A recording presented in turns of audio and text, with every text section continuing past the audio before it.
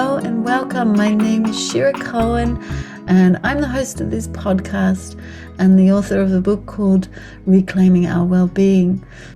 I'm a yoga teacher, yoga therapist, Ayurvedic wellness educator and emotional coach. So this is a space of sharing stories that uplift, encourage and transform. So enjoy!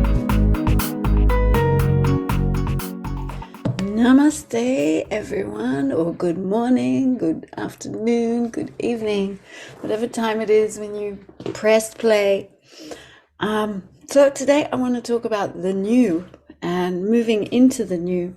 So I'm seeing this coming up for a lot of people at the moment, is letting go of the old, moving into new things, which can be scary, which can make us cling even more tightly to patterns and ways of living that are actually harmful to us. And there's a few very simple practices that can help us to overcome this. But usually what happens is we lack confidence because we're moving into something we have no idea what is on the other side. So it's frightening. So what we really need then is a strong inner sense of self, because everything around ourselves and even a part of ourselves, our inner self, is also changing. When we get to the total core of ourselves, the very depths of ourselves, obviously that is unchanging. But sometimes we've lost that connection, especially I think in the last few years. Those of us who are spiritual practitioners might have gone into that more secular and therefore lost connection to deeper sense of self, or just the traumatic things that might have happened in the last few years, which helped us to lose faith in what we had, because even there we're creating a new view of ourselves, of the world, of our lives, of the universe, of the cosmic influences, and we need to zoom out and see things not so much in a detached way, but get an overview, see everything on the table.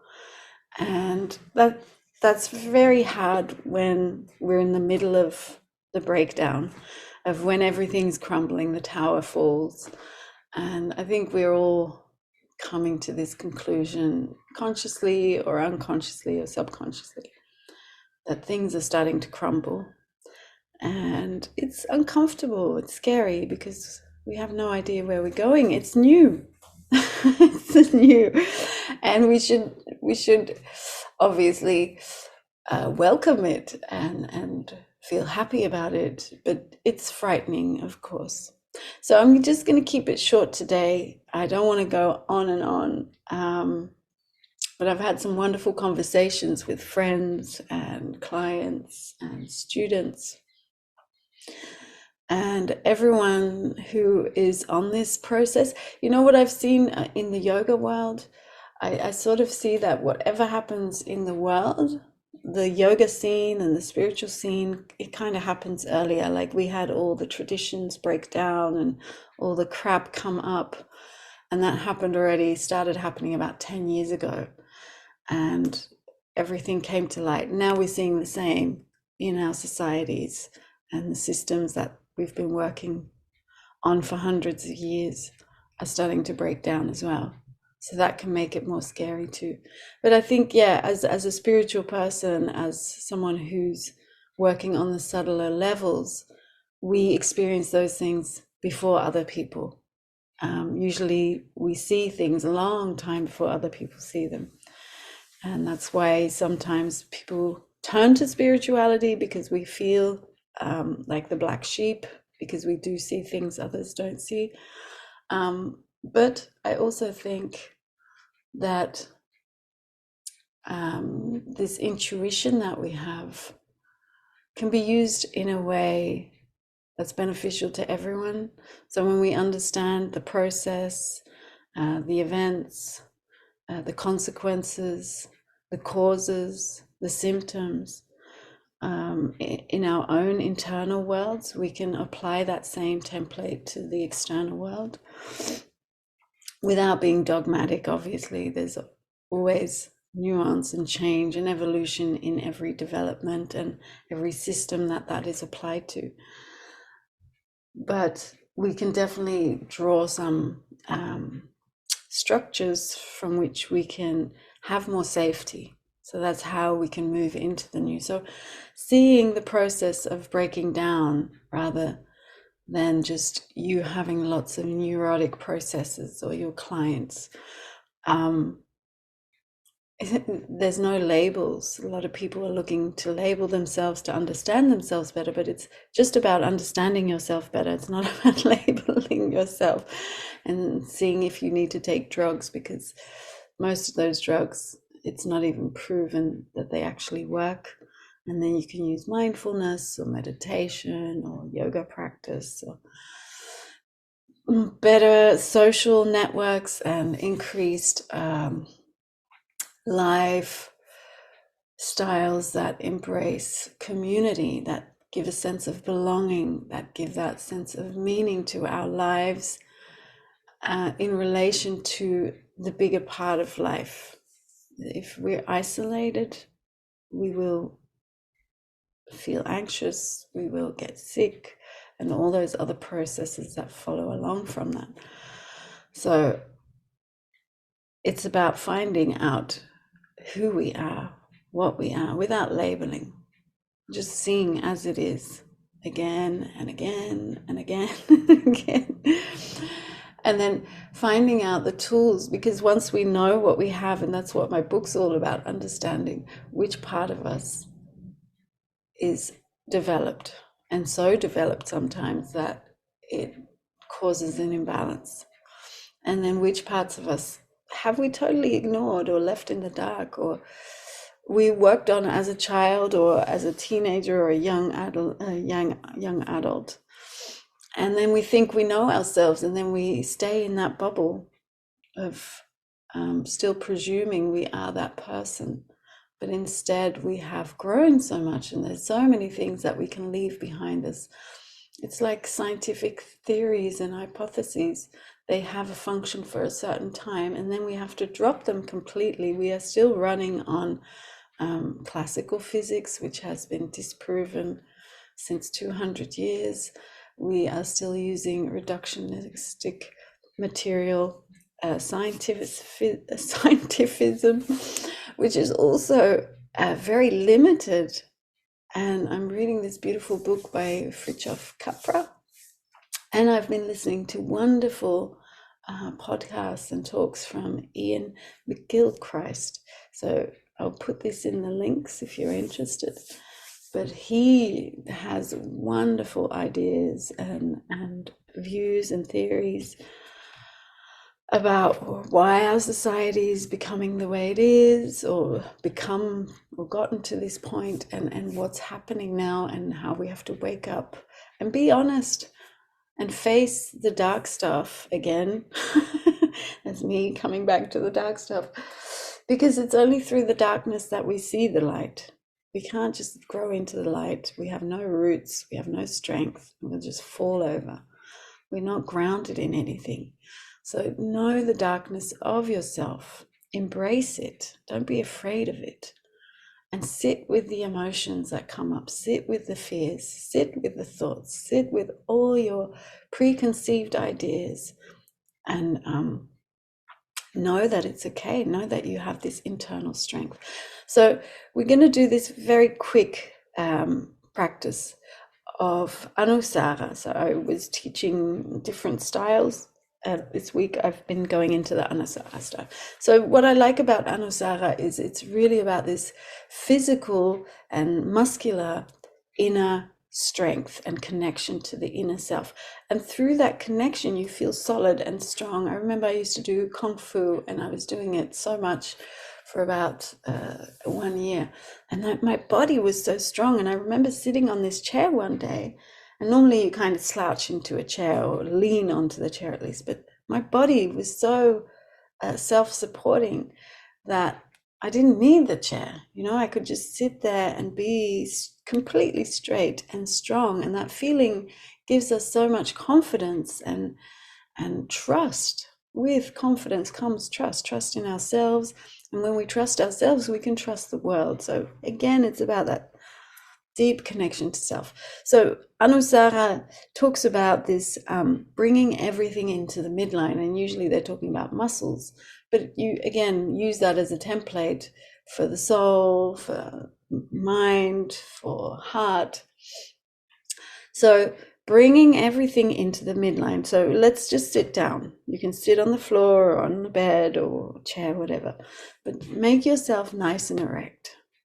If you need to, use a block or something to sit on or against to lift your chest up. Okay, now bringing your hands onto the thighs and press the thighs down, and now roll the shoulder blades towards each other and down the back, and then bring your ears backwards. So the ears are actually leaning to the back of the shoulders. And that really opens the chest. And then you feel this complete engagement in the back of the body.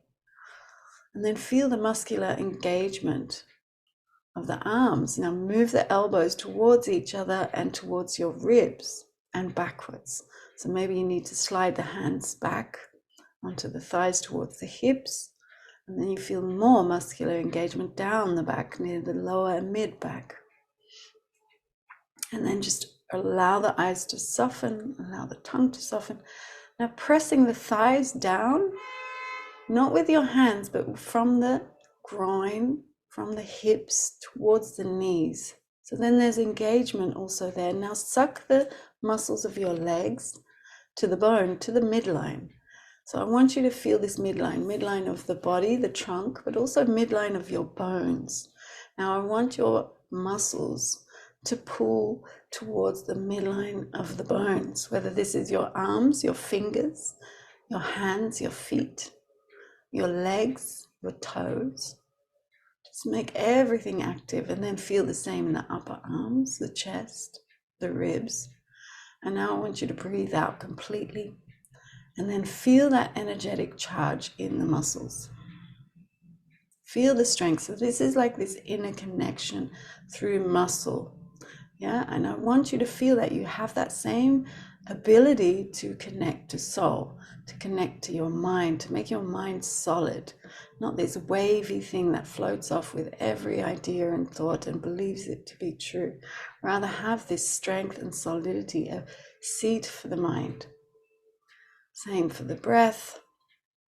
Feeling your breath, breathe out completely, move that belly button into the spine and up.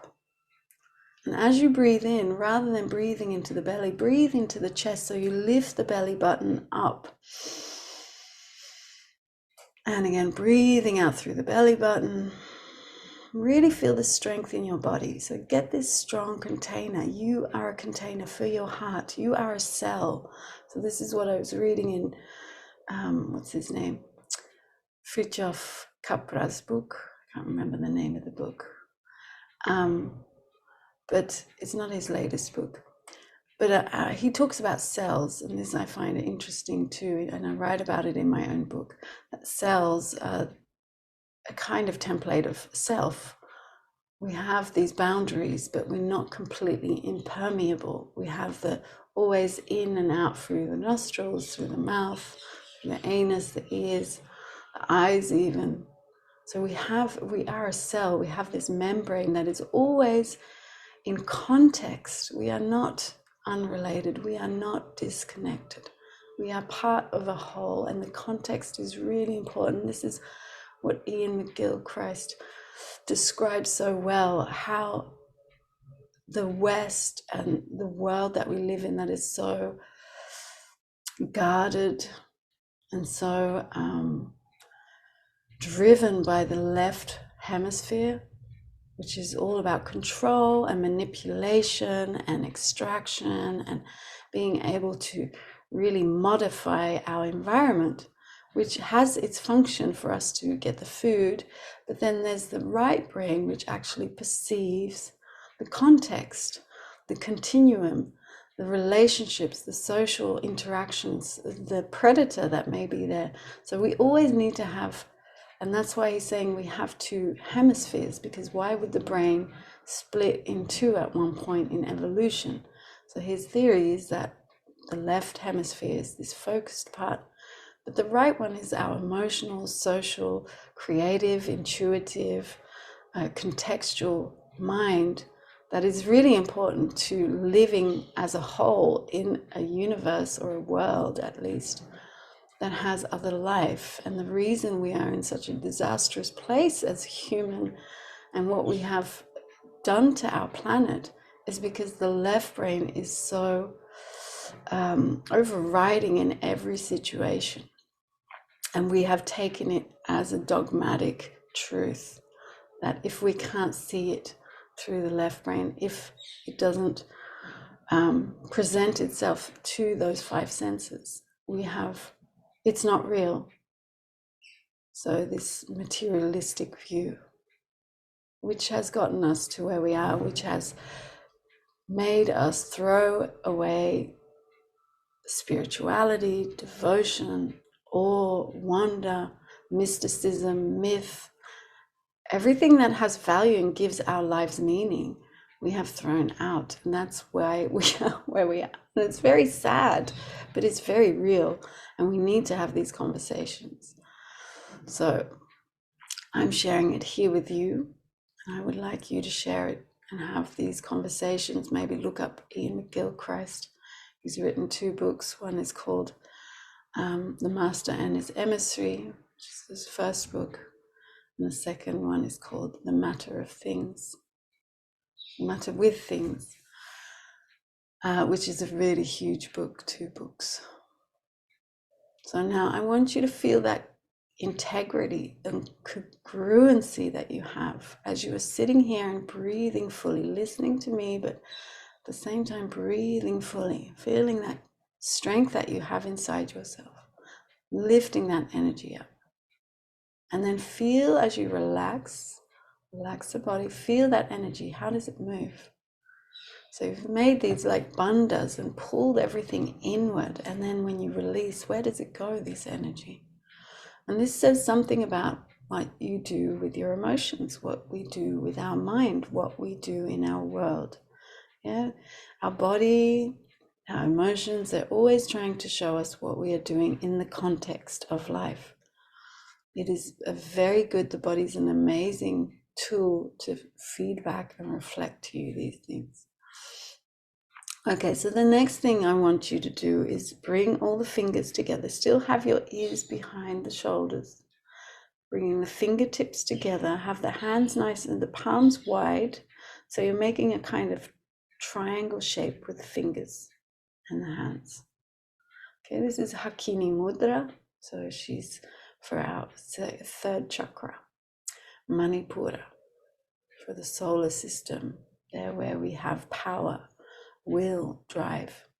Okay, and we're just going to do a very simple breathing exercise to break patterns, to move through addictions, to move into something else, to move beyond what we know and into the unknown. And that's where intuition and this right hemisphere come in.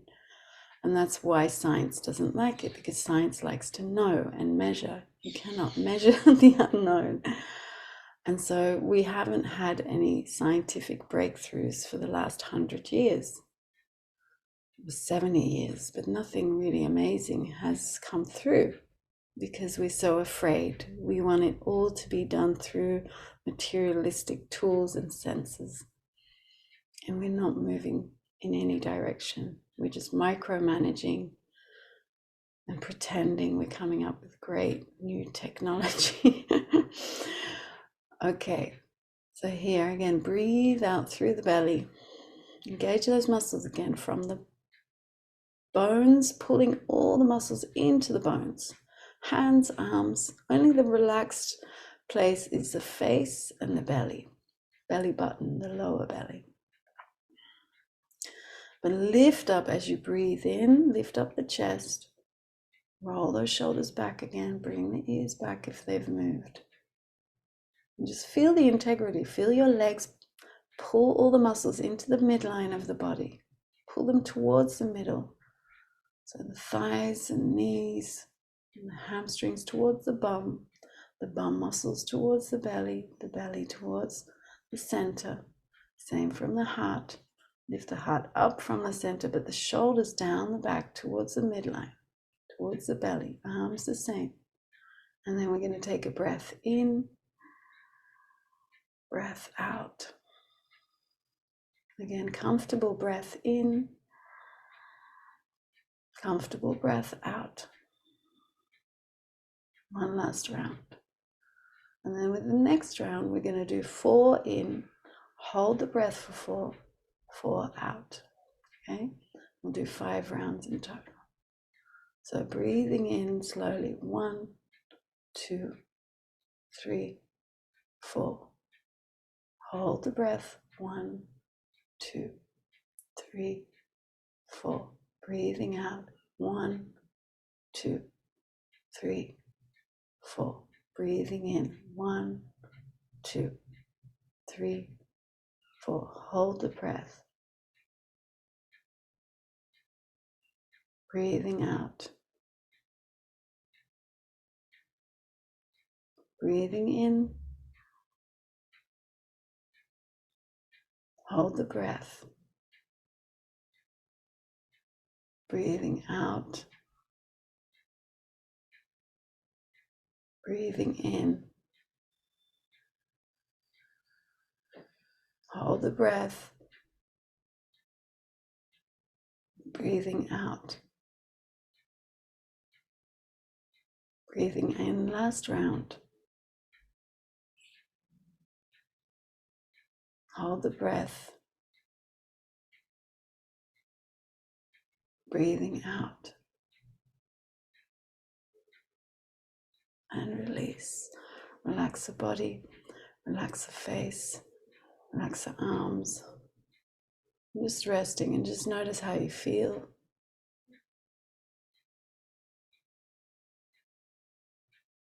Become aware of the strength and the integrity inside. This connection to self is our center. That's where you get the strength to move into the scariness. So move into the scariness just in a little bit and then come back to center, strength of self. And again, move into that scary bit, maybe a little further each time, extending maybe the time or the length or the depth of going into the new. Taking little steps so you feel you're moving forward and you build up confidence by not overwhelming yourself. So it's about boundaries. It's about finding what your center is and how far you can extend from the cell, from the self, out of your boundaries, out of that membrane and back into self. And again, discovering new parts of you, because even every cell isn't just genes, and it's also the epigenetics, which is everything around the DNA, which are the organelles, the membrane, and the mitochondria. And these also, when a cell splits off into another cell, it's not just the DNA it takes all those other things with it. So we are the same. We are still taking the past with us, but in a new way, because that's epigenetics. That's how we change. That's how we grow. And epigenetics is 98% more influential than genetics. Genetics is a very small part of it. Anyway, my dears, have a wonderful week. And next week I will have a guest on. So that'll be a lovely conversation. Much love.